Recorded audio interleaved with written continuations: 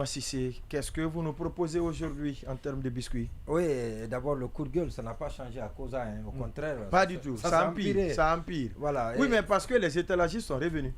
Mais moi je ne sais pas qu'est-ce que le maire de Ratoma fait.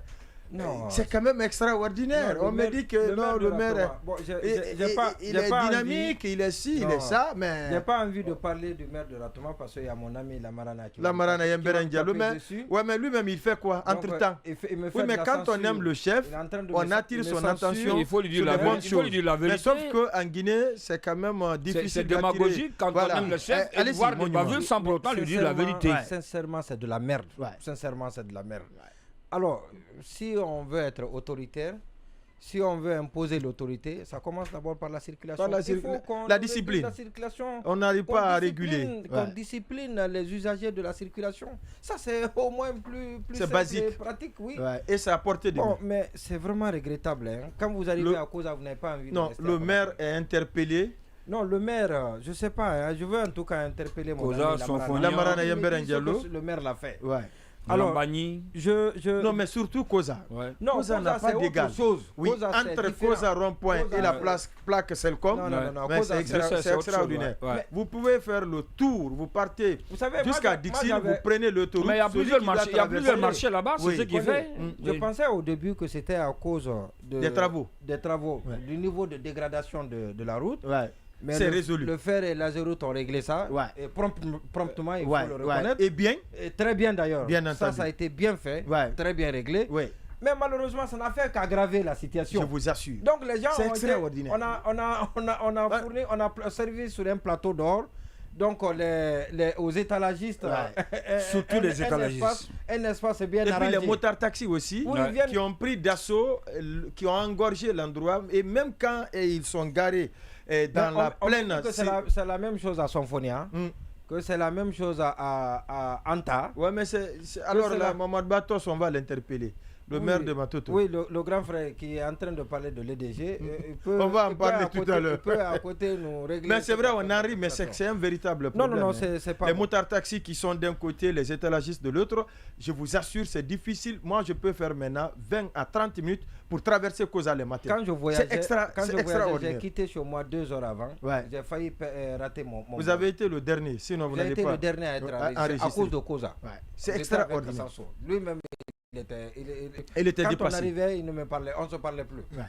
Voilà. Maintenant, le biscuit, c'est... Et moi qui vous attendais, ce qui vous a sauvé, c'est parce que je n'ai pas retrouvé mon passeport. Voilà, c'est ça. Alors le biscuit, c'est... On a intercepté un courrier au ministère du budget. Relatif, c'est pas un courrier d'ailleurs, c'est une note relative... l'intitulé. Alors, donc je lis l'intitulé, c'est liste exhaustive des organismes publics concernés par la rationalisation de la subvention. Vous savez que c'est la conférence budgétaire en prélude à la préparation du budget 2016 et 2024 plutôt. Et donc, il y a les structures qui sont en train de passer au ministère du budget, les départements, on en a parlé. Et l'autre, les structures qui passent, c'est ce document qu'on leur donne. Et c'est ce document qu'on leur montre comme pour dire qu'il y a beaucoup, il va y avoir une coupe importante sur leur budget, le budget qui est alloué à ces différentes structures. Aujourd'hui, nous allons donner quelques noms. Oui. Parce qu'il y a deux remarques importantes. La première, c'est qu'il y a une prolifération. Il y a une prolifération incompréhensible des EPA dans notre pays. Vous savez, à l'arrivée, à la nomination du ministre des Finances, une commission a été mise en place pour évaluer... Lequel des ministres? L'actuel ou Moussa Cissé ou bien le... Qui ça? Le Sénécondé? Non, docteur Lansine Condé. Non, lui, il ne peut pas faire ça. Docteur Le Sénécondé, lui, n'est pas capable de réforme. Je ne parle pas de lui, je parle de Moussa Cissé. Allez-y. Oui, qu'on me dise quelle est la réforme qu'il a pu initier, pas aboutir, mais initier. D'abord. Alors, je dis bien que ça a été initié. Ça, il y a des structures, il y a des organes compétents qui nous ont renseignés. Et donc, c'était pour, bien évidemment, savoir, faire l'état des lieux. Est-ce que c'est des structures pouvait à juste raison disparaître ou il pouvait y avoir une fusion-absorption entre les différentes structures qui font la même chose. Et il paraît que ce travail a été fait en attendant de nous informer. Comme l'Office national des loisirs et parce que là, il y en a, j'ai coché. On va revenir là-dessus parce qu'il y en a ici. Non, c'est un sujet. Moi, j'ai juste... Aujourd'hui, ça va être un biscuit, mais les prochaines fois, il faut qu'on en fasse un sujet parce que c'est important. Il y a des EPA qui ont été créés et on se demande quelle est l'efficacité, quelle est la raison d'être de ces EPA. C'est important. Donc des mois après leur création, on est en droit de se poser la question de savoir quelle est la nécessité d'avoir ces EPA, de créer ces EPA. Alors, mais je dis bien que la prolifération, et il y a une décision importante de fusion qui a été annoncée, mais ce que je veux savoir, et c'est le Premier ministre, le courrier du Premier ministre Goumou, Docteur Bernard Goumou. Oui, ce qui est curieux à ce niveau, généralement, le Premier ministre adresse un courrier de politique générale. C'est-à-dire que c'est des instructions qui sont données au ministre du Budget, au ministre des Finances, pour leur dire, bon, cette année, nous voulons tel niveau de dépenses, tel niveau d'engagement, tel. Et c'est à ces départements-là de s'arranger. Je vous apprends qu'à cet exercice, Ousmane Gawar Diallo, le porte-parole du gouvernement, était très... Non, il n'était pas... Oui, il était très en colère. Très en colère. Quand il a découvert qu'on a beaucoup coupé... Son budget, surtout le carburant. Oui, mais tous expriment la colère parce qu'on a raboté le budget lié au carburant. C'est pas autre chose, hein, c'est le carburant. Donc, parce que là-bas, c'est autre chose. Hein. Alors, d'abord, le premier constat, la première remarque, c'est d'abord avec les DG. Les DG, on dit il y a la coupe qui devrait intervenir, qui a été sollicité, qui a été demandé par le Premier ministre électricité de Guinée. Donc dans le budget, dans la loi des finances rectificatives de 2023, la subvention à l'EDG inscrite dans cette loi des finances était de 3 250 milliards de francs guinéens. Alors, le Premier ministre voudrait désormais que dans la loi des finances initiale 2024, que cela soit ramené à 2250 milliards, soit 1 milliard d'économies. Mais la question... vous avez la réponse. Qu'est-ce qui a été fait? Le premier élément de réponse à votre question, les coupures intempestives dans Conakry, c'est un élément de réponse. Non, ça n'a pas commencé. C'est une prévision. Ah, d'accord. Non, justement, ils se mettent déjà dans la dynamique. Justement, quelle est la réforme?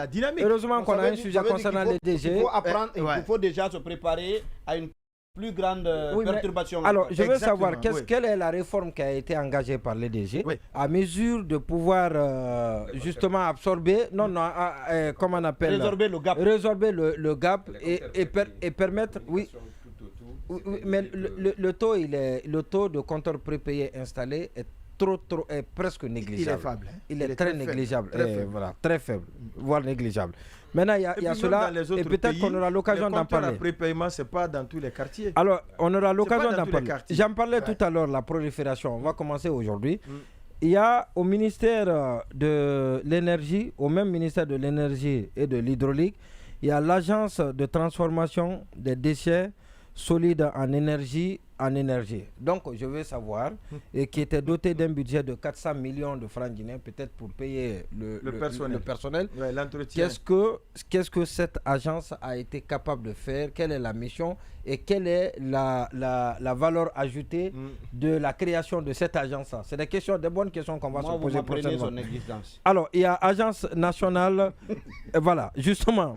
Il y a agence que vous apprenez. Il y a tellement de déchets en Guinée, mais on n'a jamais appris qu'une agence a réussi à faire cette transformation. Alors maintenant au ministère des Sports, et toujours là-bas, il y a l'agence nationale des énergies. On sait qu'il y a l'énergie renouvelable, mais je ne savais pas qu'il y a une agence qui était chargée. Et ça pouvait être ce rôle-là, ou cette mission pourrait être dévolue à une direction du ministère de l'énergie. Et même ce que je viens de citer là, cette autre agence-là.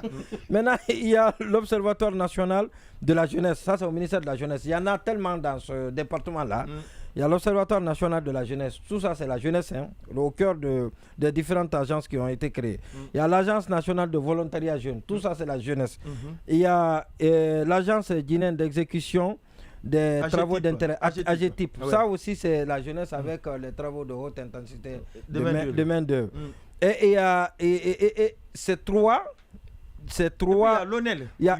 C'est 4, justement. L'Office national des loisirs. C'est comme ça. Oui, non, ça c'est au ministère. Ça, c'est au ministère de la Jeunesse. Oui, justement, au ministère de la Jeunesse. Dirigé par Bailo. Dites-moi, est-ce que ces 4-là, ces 5 structures, ces 5 agences-là, si ce n'est que pour des besoins de bouffer, permettez-moi cette expression. Oui, il y a le fonds d'insertion des jeunes. Oui, justement. Mais il y a votre ami là-bas. Non, pas qu'il y a mon ami, mais son département, sa structure n'est pas concernée. Je ne sais pas par rapport à la fusion. Non, par rapport à la coupe. Il n'y aura pas de coupe dans FONIS. Oui, au FONIS. D'accord. Donc c'est pour ça que je ne l'ai pas cité. Et puis il y a ici aussi l'Agence nationale de l'aquaculture. Et la pêche. Oui, au ministère de la Pêche et de l'économie maritime.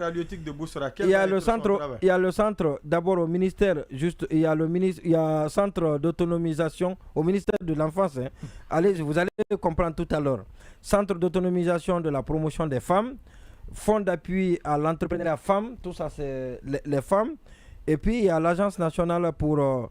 voilà, donc vous avez vu, ces 2 agences par exemple peuvent être fusionner on va pour faire l'économie des subventions, justement.